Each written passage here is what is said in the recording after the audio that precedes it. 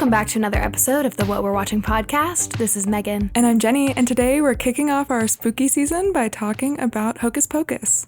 Yay! Happy Halloween! Happy Halloween! I'm so excited. Me too. This was so much fun to watch. I had the best time. Me too. Had you seen it in a while? No, I don't remember anything about this movie. I know that I watched it as a kid and it freaked me out, and then I never watched it again.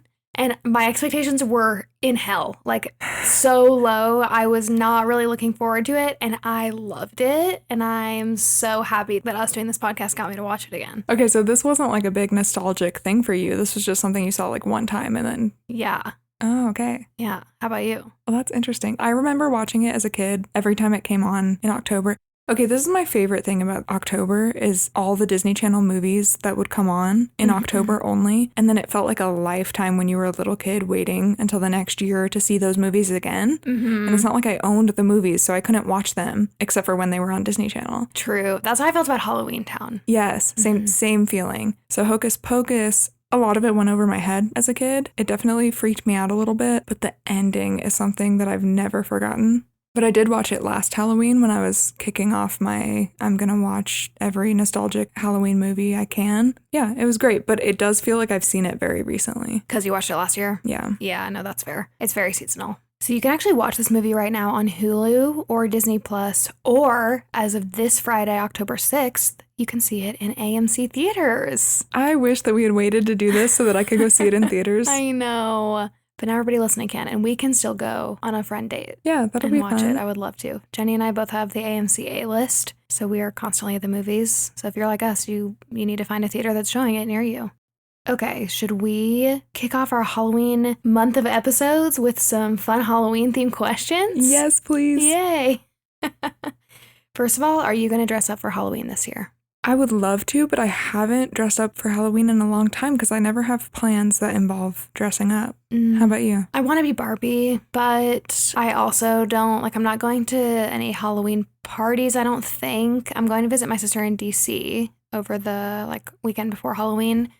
And then Halloween is on, a Tuesday or something this year, Monday or Tuesday. So I don't know, unless we come up with something to do. We should dress up our dogs and then dress up also and then go on a walk or something. Do you have any ideas for dressing up Jeni, your dog? No.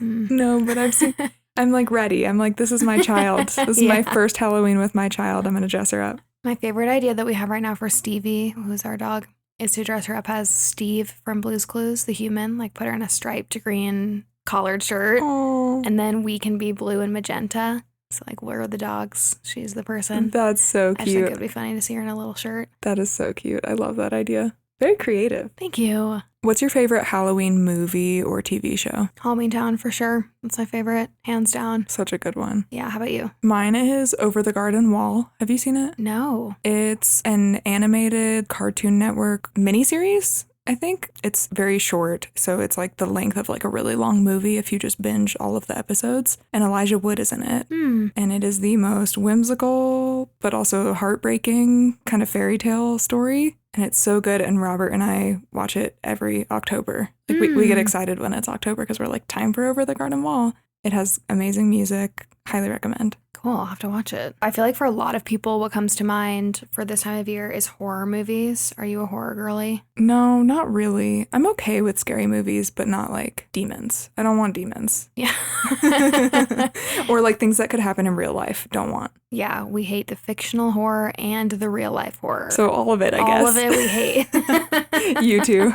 Yeah, it's not for me. I can get through it if there's a really good plot. I love Get Out. All the Jordan Peele movies I love. And we'll sit through the scariness because the plot is so good and I want to know what happens. And I feel that way a little bit about some seasons of American Horror Story. I also like. But in general, no. It's not my go-to. Yeah, same. What's the scariest movie that you've ever seen? Brian and I went on a date in high school to see The Conjuring when I was trying to be a cool girl. And his family loves scary movies. So I was for sure, yeah, I'll go. And we went in theaters and I could have died. It was so scary. How about you? That reminds me of one that I saw in theaters as a kid, too, that just scared me so bad, but I haven't thought about it since. It was The Fourth Kind, I think. It was creepy. It was set up like a documentary, and I was young enough that I thought that it was a documentary. I thought it was real. It was not. I'm trying to think if I have like a real answer to that question though. Did you see Us? No, terrified. Don't want Yeah. to see it. I Okay. love Jordan Peele, not seeing Us. That's the second scariest that I've seen for sure. That one's off my list. Mm-hmm. No thanks. That one of the Jordan Peele movies is real horror, like true terrifying. There's like moments of levity and moments of funniness, but nothing compared to Get Out. Okay, so if you were in a horror movie, which character archetype would you be? The final girl, the comic relief, the skeptic, or the first to go? The first to die, for sure. No doubt in my mind, I'm not making it. Same. And I'm okay with it. Yeah. I don't want to experience all the scary stuff. I'll just go first. Take me out quick. Do you have a favorite Halloween candy? I always liked the sour candy versus the chocolate. I don't know if that makes me a psychopath. It makes you different from me. And I liked, do you know those little, I'm remembering getting those little fruit candies. I think they were called Runts. Yeah. You remember Runts. those? Yep. Yeah. Like they're a little hard, fruit shaped. Yeah, like they're not that good. I don't think I would like them today, but I loved those. How about you? I like Twix. Any chocolate, though. I really liked Three Musketeers as a kid. I love the little like mini square chocolates like wrapped in the little individual packages. Those are the candies I traded away. We would like dump our candy on the floor, sort it, and then I would give away all the chocolate. Except for the Crunch bars. Brian. Crunch bars. I love Crunch. That's my so favorite good. movie candy is Bunch Crunch. So good. Do you have any fun Halloween traditions or memories? Growing up, my family always put a giant wooden spider on our house. I'll try to find a picture and we can post it on our Instagram. But my mom grew up with a big spider on her house, and then my grandpa built one for our house. I know this sounds so weird, but it's like a big rope web and then a big black, like it's wood, but it's painted black, and then it has like red reflector eyes. And so everybody in my neighborhood calls our house the Spider House, like all year long. And so that was when I was a kid. But then the last few years we've been in Denver, Brian and I have gone to that improv show. There's like an improv troupe that performs at a theater that's down the street from us, and they do a Halloween themed improv show night. Oh, we have to go. Yeah. That sounds so fun. I know, I want to go. Then we can dress up. Yeah. Okay, what about you? All memories of my childhood have left my body. Just blacked it all out. I think I just liked swapping the candy with my friends. I would always go to my friends' houses and go in their neighborhoods because I always grew up in an apartment for most of my childhood at least. So it was fun to like either go to my friend's house and go with all of her neighbors all around, or when I got a little bit older and she moved away, we went to all of the rich kids' neighborhoods. Mm-hmm. Yeah, we did that too in high school. Yeah, because they were the ones that gave out the good candy. That's fun. So that was my favorite. But I also love carving pumpkins. And nowadays it's watching over the garden wall. Actually. Anything to like feel seasonal, I think is fun. Yeah, I think we were talking about it in one episode, but just not having like the school structure anymore. Every day feels the same if you don't celebrate it somehow, celebrate the seasons or things changing. Mm-hmm. Totally. Last question. What is your favorite Halloween or fall character? And if you don't have a favorite, then which one do you think is the most iconic, or which one do you relate to the most? I have an answer. My favorite one is Wednesday Addams. Oh, that's such a good one. I love her. Oh, that's such a good one. I was going to say Rory Gilmore. Oh, she's good. But that's a little more fall. But She's the one I relate to the most. For sure, same. Yeah. That's a good one. So we have a fun little thing that we're going to do for the month of October. If you leave us a review on Apple Podcasts, we're going to do a trade. We'll tell you what Halloween or fall-themed movie or show represents you based on your review and your little username that we get on your review. And feel free to DM us your review so that we can check out your Instagram too, and it can help inform the whole picture. At What We're Watching Pod. Yay, I'm so excited. This is like my favorite thing to do for people. Yes, let me tell you what movie I think you are. Yeah. I did get this idea from the Movies That Raised Us pod. They have a really good podcast, and they used to do this with 2000 songs, but we're going to do it Halloween edition. Iconic idea. So before we get into the nitty-gritty of Hocus Pocus, which we haven't even said that's what we're covering today. Did you? At the beginning, yeah. Oh, sorry. We've just been chit-chatting. I'm going to give a little 2-sentence synopsis of the movie. A teenage boy named Max and his little sister move to Salem, where he struggles to fit in before awakening a trio of diabolical witches that were executed in the 17th century. Did you know that this was what it was about since you hadn't seen it? No. I mean, I knew it was about the three witches, but like plot left my brain. Did you know they were evil? Yes. Okay. Because I've watched at least part of the movie when I was a kid and it scared me. So I knew something about it was creepy. And then I knew Sarah Jessica Parker was in it. I knew of the witches, but otherwise nothing. Yeah, I think when I had rewatched this after a long time of not having watched it, I didn't know that the witches were bad. I had forgotten this and that the entire movie is about them trying to kill the witches because the witches are so iconic. They are. So a little bit of background on the movie. This movie was directed by Kenny Ortega, which do you know who that is? No. Okay. I recognized his name when I looked that up, and so I looked into everything else that he did. He directed all the High School Musical movies. Oh, wait, what? Yes. As well as the Cheetah Girls 2. Oh, a good one. Yes. He directed The Descendants, some episodes of Gilmore Girls, Ally McBeal, the Disney Newsies movie, the Dirty Dancing TV show, and a Selena music video. Wow. Among many other things. Those are just the things that I vaguely recognized.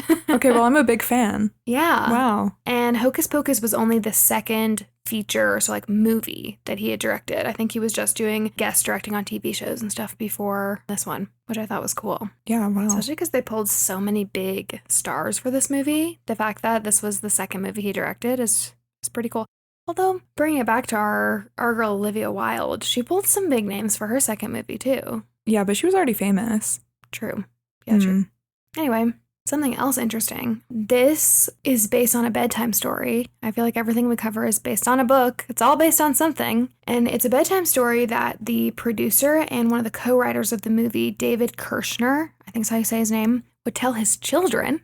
Terrifying. It feels dark, but he has a big Halloween family. And so this was his kids' bedtime story. And then he pitched it to Walt Disney Studios as a movie in 1984. And it started very dark, which still, I'm also just like, then how is this the bedtime story if it was much darker than it was now? And so in the kind of 10 years between when he pitched it in 84 and when it came out in 93, there was a lot of revisions that made it a little bit lighter. Okay. Yeah, I think I read somewhere that the original bedtime story was about a black cat who was a kid who'd been turned into a cat. Okay. By witches, and that's where it came from. Yep. Okay, that makes more sense. Interesting. This movie also originally came out in July, which was a big flop. Okay, I'm sorry. 1993 is when this came out, and that was 30 years ago. Yeah. Excuse me? That is wild. It makes it even more impressive that they were able to do a Hocus Pocus 2 recently, because it's been so long. Mm-hmm. But it's going to be like when they finally do another Princess Diaries or something. Oh my gosh, please. Please give us what we want. You know. So it originally flopped, but then it became a cult classic? Yep. I have a theory as to why. I say it's a theory like I have this big grand idea. I have not done any research on this whatsoever, but I feel like this started playing on Disney Channel every October so much. And so it's like our generation, probably people who are a little bit older than us too, who really got into this movie every October, excited to watch it on Disney. And then that's just what blew it out of proportion and made it what it is. I bet you're right. There is no underestimating the power of Disney Channel in the early 2000s and 2010s. Like, it was the thing to watch. Like, when new Disney Channel original movies were coming out, Disney Channel was on in my house every night. So, yes, absolutely. I think it could be the fan base coming from Disney Channel. Oh, I remember when they would say something's coming on at 9 p.m., 8 Central. I'd be like, all right, I'm staying up, I'm watching it. Yeah, I'll be there. So they filmed in Plymouth, Massachusetts, but the story takes place in Salem. I thought the little town that they film in is so cute. The Leaves? Mm-hmm. This is the most fall movie to watch. I'm going to watch this every year now for sure. Yeah, you have to.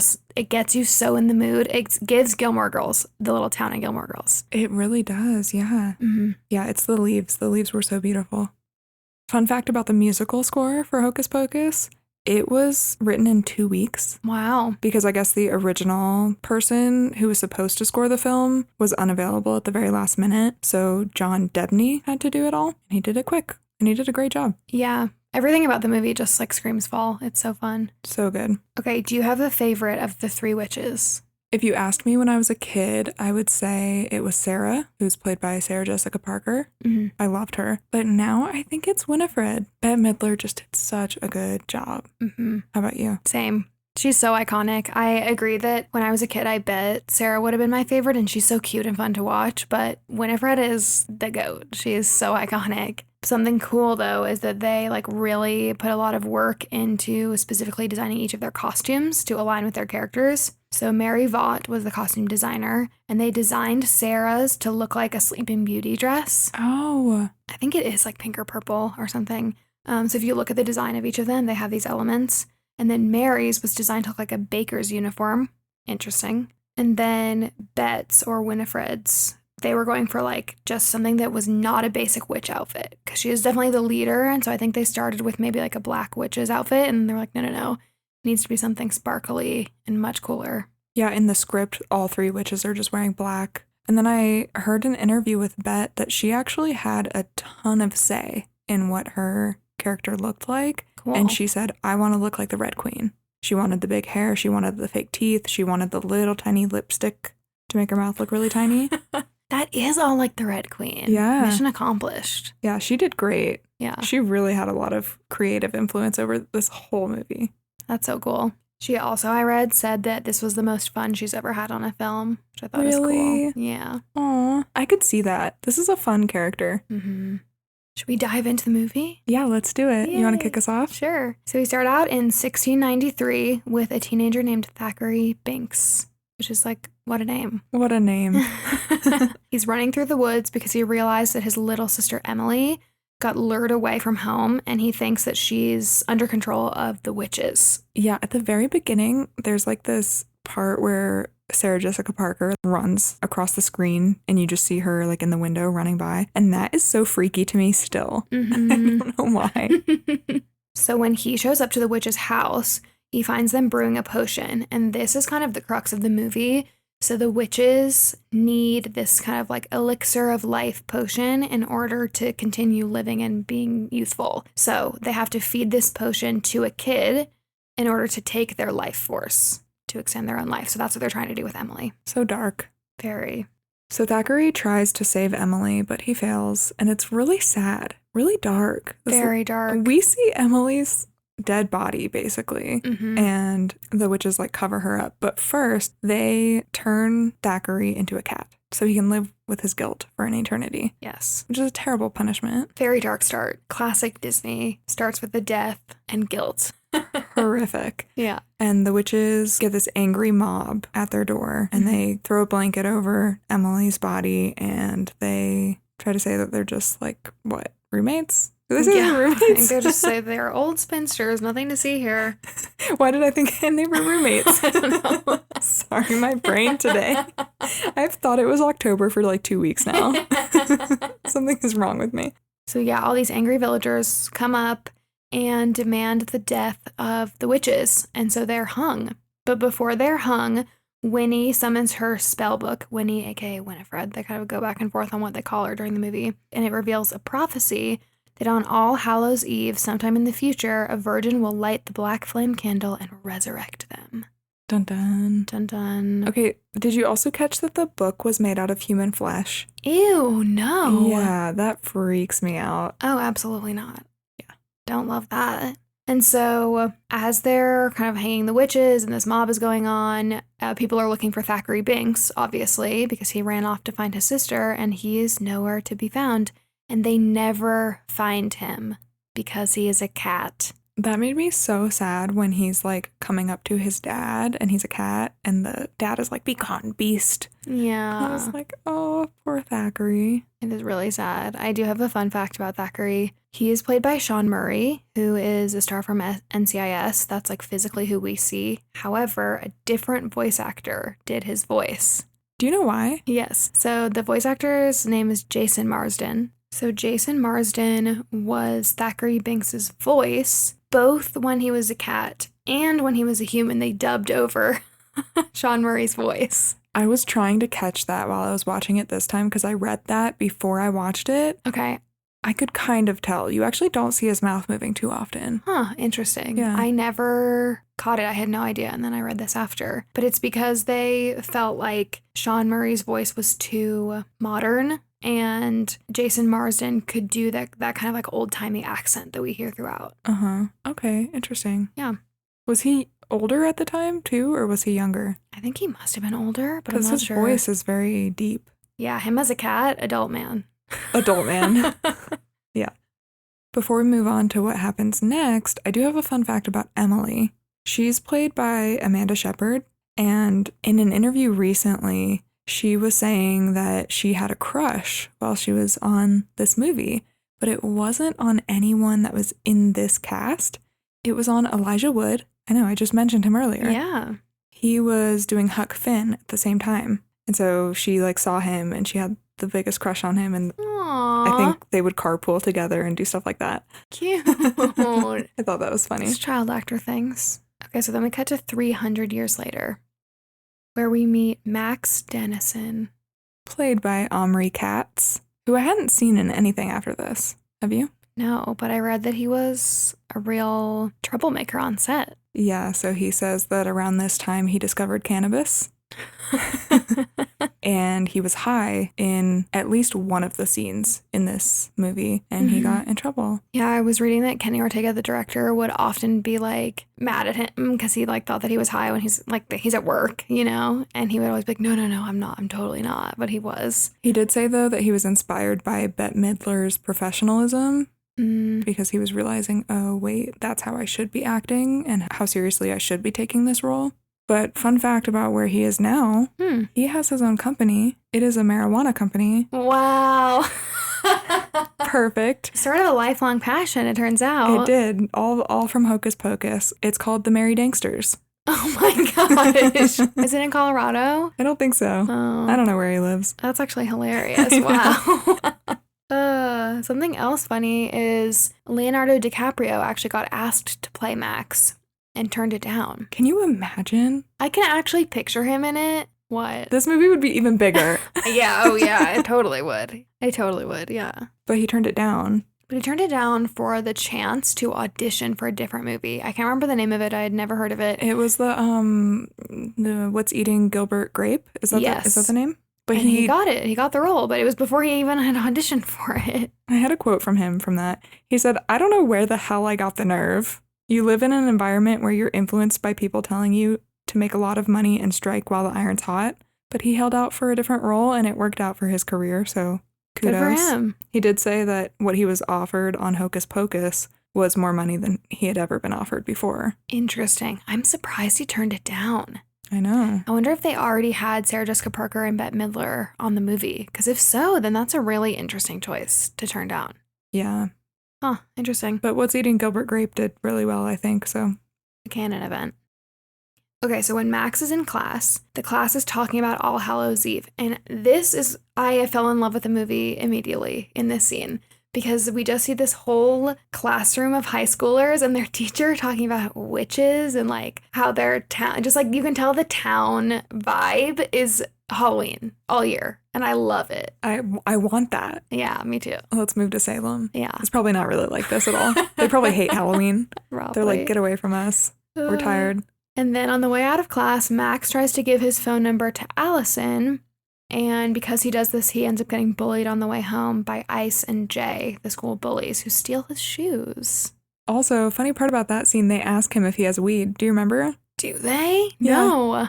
Yeah. Oh, I'm going to watch this movie in a whole new way. They ask him for weed because he's from LA. Oh, I see. Got it.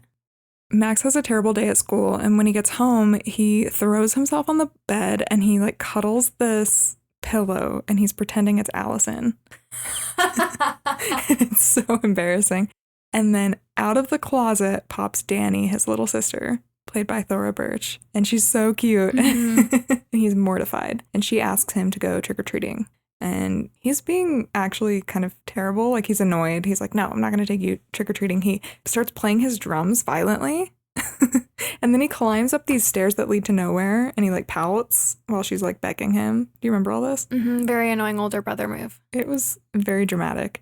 But his parents make him take her trick-or-treating. Mm-hmm. And ultimately, I think he has a good time because it seems like this is what they do every year together. I think he was just in such a bad mood because of moving, and school went so bad for him. So then while they're out trick-or-treating, they come upon a mansion, just like how we did in high school. And we were like, yes, the rich kids. There's going to be good treats here. Mm-hmm. So they go up to it and they find out that it's Allison's house and there's a party going on. It's this interesting, like, Victorian party. Yeah, that was weird to me. Yeah. So Dani, Max's little sister, is dressed up as a witch.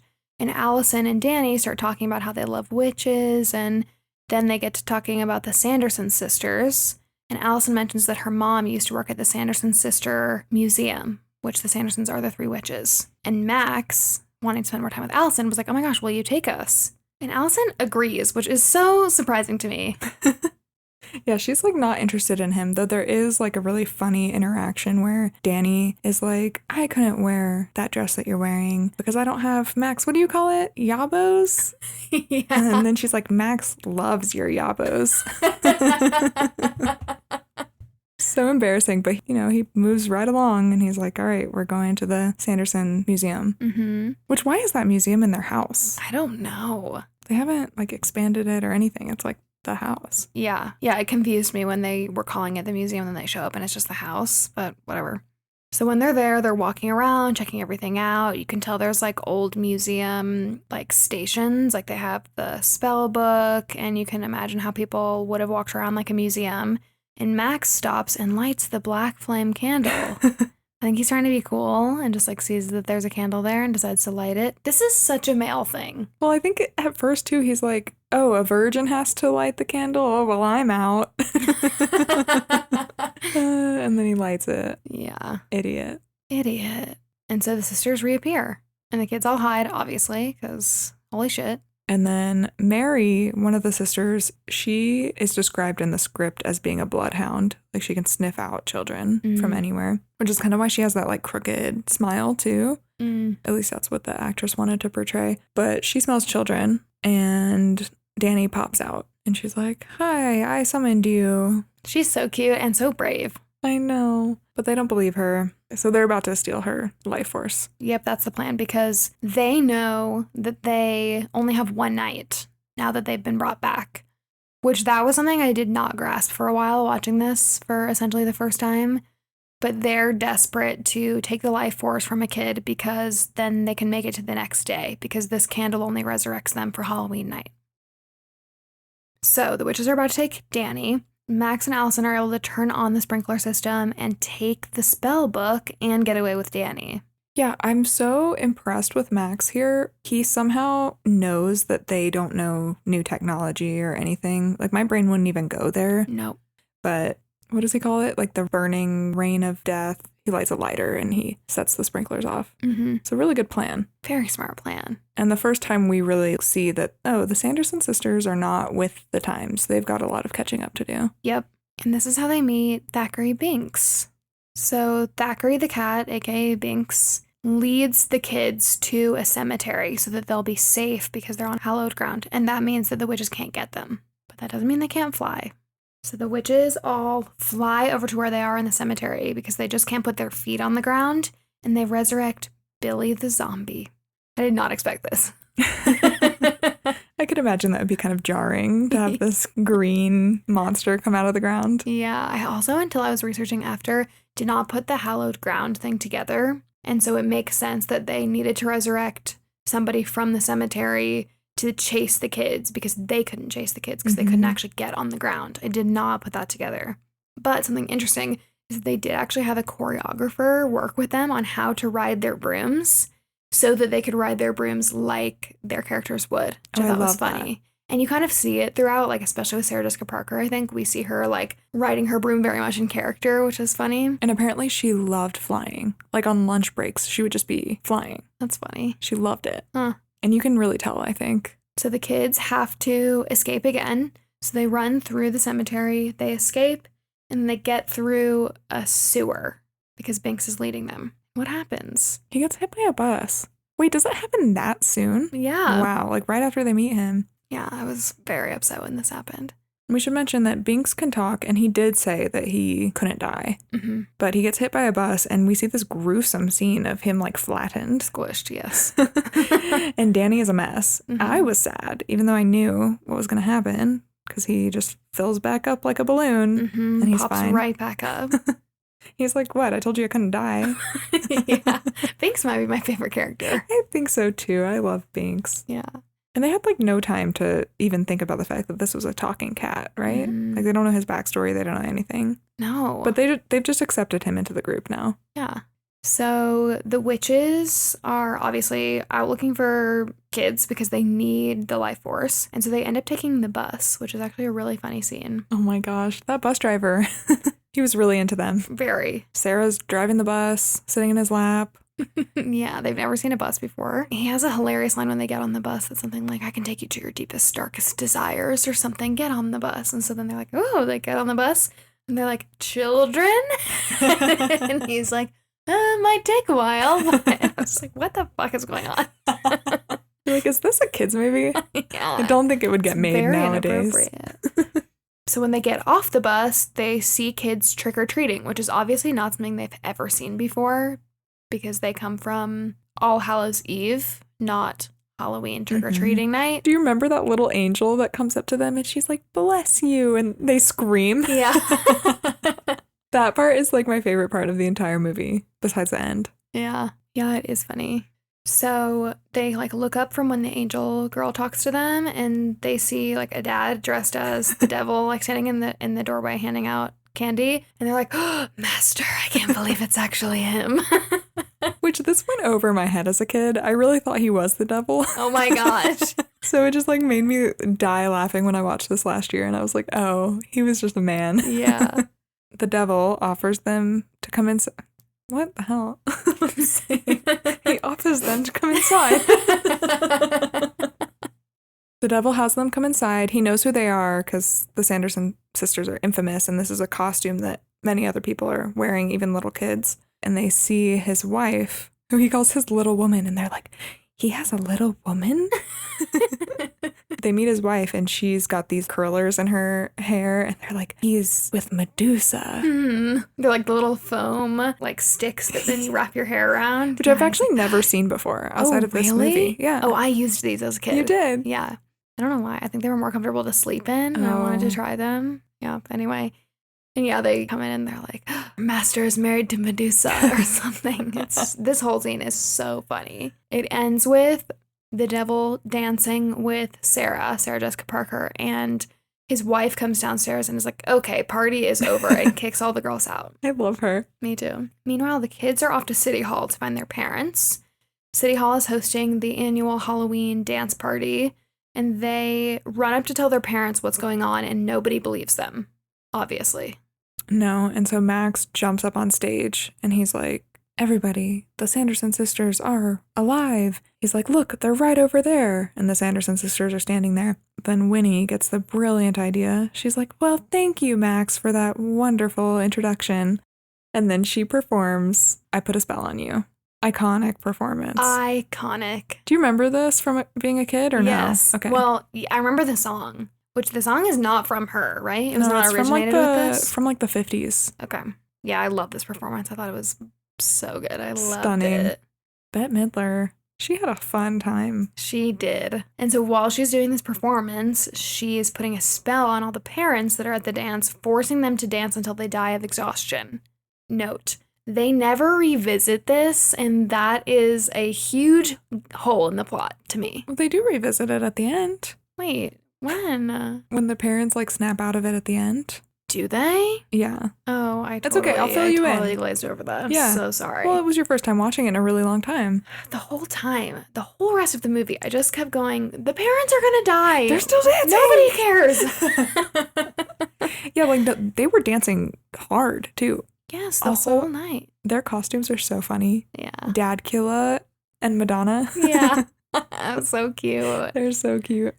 But yeah, you're right. It was actually terrifying to think that they were dancing for that long. Yeah. Okay, so the kids run away. They're covering their ears so that they don't get affected by the spell. And they run to their high school because Allison gets the idea of shutting the witches into the pottery oven room, which they do successfully, and set them on fire. Mm-hmm. Truly, I thought this was the end of the movie. I was like, oh my god, how cute. What a quick Disney movie. Yeah. No, not the case. No, We still had a little ways to go. Mm-hmm. So the kids think they won, so they all go home. There's a sweet moment with Binks where he's like, Max, take care of Danny. And also, it is not lost on me that he is fulfilling his purpose by getting to reenact what happened with him and Emily, but with Max and Danny. That is so sweet. Yeah. So he is fulfilled, and he's going to go his separate ways and just live his life as a cat forever somewhere. And Max is like, are you kidding? You're a denizen now. Come on. And so he comes to live with them, and then Danny is cuddling with him, and she's like, I'm going to take care of you for my whole life, and then my kids are, and then my grandkids are, and then their kids, and then their kids for the rest of your life. So cute. So cute. That actually made me really sad. Yeah, I know. But that's also always how I feel about my pets. I just always have a running joke with my parents and also now with Brian for our dog Stevie. I'm just like, she's going to live forever, for eternity. Yep. Can't imagine it any other way. Yeah. Allison and Max fall asleep together, which is very cute. Mm-hmm. And then they, like, this is such a classic in teen movies where, like, then they wake up and they're, like, mad that they fell asleep and they're worried about getting in trouble and all that. And they end up talking and decide that they really want to help Binks. You can tell this is going down the lines of, like, can we help bring Emily back? Or at least that's what I was thinking. They're like, there must be something in this book that we can use to help Binks, or maybe turn him back into a human or something to repay him for saving us earlier. So they open the book to look through it, and the book shoots a signal that I guess they can't see, only the witches can see, up through the roof of their house as kind of like a marker of that's where the book is. Meanwhile, the witches are back. The burning didn't work. We kind of see their, like, ashes in the sky all come back together, and they are getting really desperate and frantic because the time is running out for them to get more life force until they see the signal. Meanwhile, when the kids got home, they were like, oh, I guess our parents are still out. Like, they didn't even check on them. I know. These poor parents. This was where I was like, you knew that Winnie was putting a spell on them and nobody cares to go check. They're like, nah, it worked. They're just having fun still. Yeah. Like, oh, mom must be having such a good time. So Binks jumps up, slams the spellbook closed because he knows there's nothing good that can come from the book. And the kids are ready to kind of move on, but Allison feels like something weird, like something seems off. To your point, the parents aren't home. The book feels weird. Everything just, like, feels kind of weird, which is very good intuition because she goes to get salt from the cabinet. Which, did you know that this was, like, a thing? Not outside of this movie. Okay. But yeah, even on the salt package, it says something cheeky, like it's for keeping witches and zombies at bay. Yeah. Didn't know that was a thing. I think that's like that's like vampires and stakes to the heart, I think. Yeah, or garlic. Yeah, or holy water. Didn't know it before this movie, though. So they grab the salt, because if you make a circle around yourself with the salt, then the witches can't get you. And so they grab it just in case, and they go back upstairs, and the book is missing. And they pull back the covers to check on Danny, and who's there? Sarah Jessica Parker. Ah. Sarah just pops out. Yeah, that was a jump scare. Yeah. And then the witches come, and they're holding Danny hostage. They pop out of the closet, the rest of them. There's like a big fight scene, kind of. Allison makes a circle of salt around her while Max is like knocked unconscious. And then the witches escape with Danny. And as they're escaping, they summon all the Salem children. So you just see kids starting to walk towards their house, which is so creepy. So creepy. Yeah, they want every child's life force. So back at home, the witches make the potion and they try to feed it to Danny. But Max comes to the rescue once again. And this was another very creative thing of Max to do. Yes. He says, there's one thing I know that you guys don't know, and that's daylight savings time. And then this light comes in through the window, and they act like they're melting. And they're dying. Max runs out with Danny, and it turns out it's just Allison with the headlights on. And as they're running out, Max spills the entire potion except for one vial. So there's only enough left for one kid. But Winnie is determined to go back and get Danny when she realizes what happened, because Danny, while they held her hostage, called her ugly. That was kind of a funny grudge. It's like, of all the kids that are coming to your house right now, you could have survived if you just picked one of them. Yeah. So then Max, Allison, Binks, and Danny leave the witch's house and go back to the cemetery where they think they'll be safe on hallowed ground. And they surround Danny with a ring of salt because they know that the witches are probably going to come back. Something that's funny about this is as they're running in, they run into Billy, and we learn that Billy also hates Winnie, and so Billy is on their team now. Yeah, because when Winnie and the other witches come, they come to get Billy to chase the kids, and they hand him like a knife or something to cut his mouth is sewn shut, and they want him to cut it open. Mhm. He cuts it open, and he yells, "Wench!" And he starts just like hurling insults at Winnie, which I guess in the original script, Doug Jones, who plays Billy, said that it was bitch originally. Oh. And he actually felt like he had a duty to show the kids that he was nice, like the kids who watch the movie. He just seems like a really good guy. Aw. First off, like whenever you hear him talk, he just sounds so nice and thoughtful. Aw. And he was like, these kids needed to know that I was on their side when they're watching the movie. And so me saying bitch wouldn't make them think that. So he came up with wench, I guess, instead. And I don't know if he came up with the other insults too, but it was an interesting decision that the actor made. Yeah, I like wench better. Also, when he cuts his mouth open, real moths fly out. Disgusting. Disgusting. They had a mouth rig. It was like a little pouch. And then the like makeup team would put moths in there with tweezers. And there was it was like a special like pouch that they couldn't get into his throat. This is the true and then horror. They would glue his stitches back together. And so that when he would cut them, the moths would fly out. Real. Disgusting. I would never agree. Never. Yeah, he talked about it because he was like, we didn't have CGI the way they have it now, so that just had to be practical. But I guess they got it in like 2 takes or something, so thankfully he didn't have to do it that many times. Ugh, horrible. Disgusting. So Billy joins the kids' team, and the witches show up, and Winnie knocks Billy's head off, and Danny leaves her protective circle to go pick up his head to help. She's just not thinking about it, she's being a kid. And the witches grab her. And then something really sad happens. So Winnie has Danny up on her broom, and Binks climbs the tree to jump over to like help, to like try to distract. And he does knock the poison out of Winnie's hand, but then Winnie like smacks him to the ground, and Binks dies. Poor Binks. Sad. I guess at this time though, we think he's gonna come back, so we're not that worried. And Max catches the poison. And he drinks it so that Danny can't drink it. This was shocking to me. It was really nice.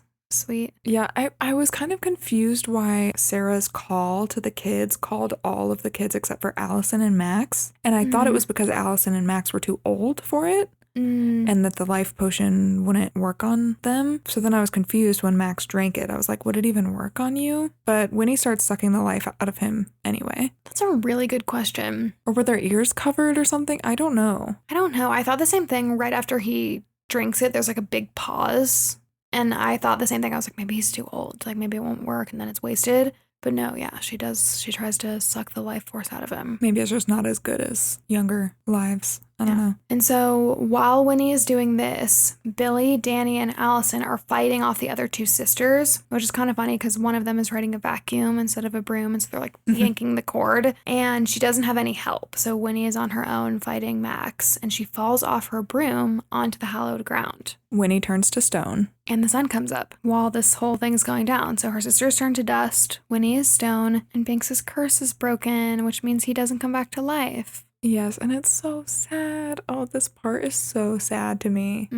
This is the best part of the whole movie, though. Because then Danny and Max are reunited. Danny's devastated about Binks, but then Thackeray's ghost shows up. And he tells Danny it's going to be okay. He kisses her on the cheek and says that he'll always be with her, which is making me tear up right now. Every time. I don't know. It was really sad and sweet. It leaves you feeling fulfilled because you're like, oh, he fulfilled his purpose. Like, he had to wait 300 years. The witches are dead. This brother-sister duo made it with his help. And now he can, like, rest peacefully. Yep. But then we also see Emily. Yeah, we see Emily. She comes back.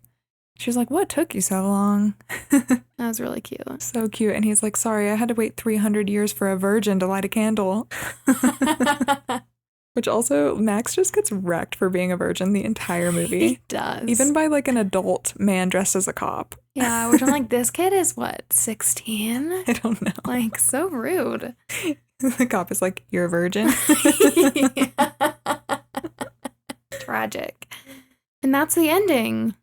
Is that the ending? Yeah, there's nothing else, right? Mm-hmm. Yeah, that's how the movie ends. I guess the parents snap out of it. Oh, but I forgot that happened. Yeah, we do see that the parents are okay. They snap out of it. They're tired, but they go home. They had a good old time. They're fine. What did you think of this ending? I guess we know. It makes you cry. Oh, the ending is so good. I love it.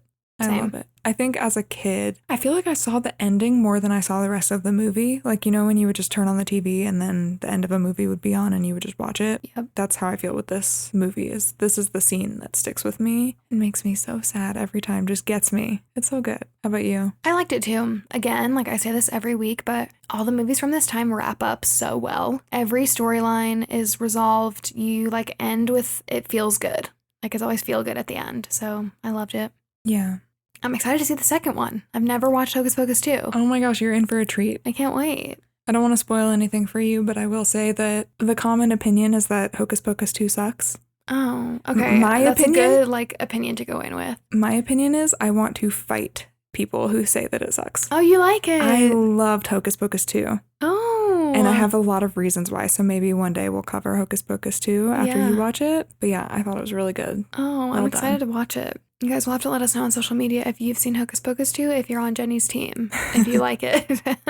It did what it needed to do, and that was hit the nostalgia, you know? Mm-hmm. They are working on Hocus Pocus 3. Wow. With the same cast? Same cast. Wow. I think it was just confirmed in like June or July that they're working on the script, and I'm sure it's stalled because of the writer strike and the actor strike, but I'm sure that we'll be seeing that pretty soon. Eventually, yeah. That's exciting. Yeah. Love that. And honestly, I think Bette Midler loves Hocus Pocus so much, and she actually has this nonprofit that's called the New York Restoration Project, and it aims to create a greener and more sustainable New York. And during 2020, they did a reunion. So this was before Hocus Pocus 2, but they did a reunion with the cast of the original Hocus Pocus. And then they also had a bunch of other famous people in it. And it was like a 1-hour virtual show, but they weren't virtual. I think they were like on stage. And it was called In Search of the Sanderson Sisters, a Hocus Pocus Halloween Takeover. It had all of the original people in it. It had Thora Birch, Omri Katz, Doug Jones. And then it also had Billy Crystal and Jamie Lee Curtis, Jennifer Hudson. Weird. Wow. George Lopez, Martin Short, Sarah Silverman. Wow. John Stamos was the devil. Wow. Meryl Streep. Oh my gosh. Kenan Thompson. Yeah, so it sounds like it was a blast. I really wish I could find that somewhere so I could watch it. I'm surprised it's not. I couldn't find it, but I didn't look that hard. But yeah, that sounds really fun. I think that was their first time reuniting since the original movie came out and became such a success. I'm wondering if that's like what started the seeds for everyone being like, yep, we're in for Hocus Pocus 2, let's do it. I could see that. Yeah. I don't know. Oh, that's so cute. Yeah, so I'm more to gonna try come. to find it. Hopefully Hocus Pocus 3 gets better reception than Hocus Pocus 2 did. Yeah. I'm happy they're still making one, even if the second one didn't get great feedback. Yep. So that wraps up Hocus Pocus, our first Halloween movie. Yay. I'm so excited to do this for the rest of October. It's going to be so fun. I love Halloween. I already feel so much more in the mood just after watching this, even though it's like 80 degrees here in Denver today. It just made me so happy. So I hope that if you guys are also into these Halloween movies, you will leave us a review so that we can tell you what Halloween movie or TV show you are. Yep, leave it on Apple Podcasts. It is the best free way to support our podcast, and we would really appreciate it. We're excited to figure out what Halloween movie you are. Yeah, just take a screenshot of your review, and then you can DM it to us on Instagram at What We're Watching Pod. Well, thanks for listening. That was so fun. And we'll talk to you next week. Bye. Bye.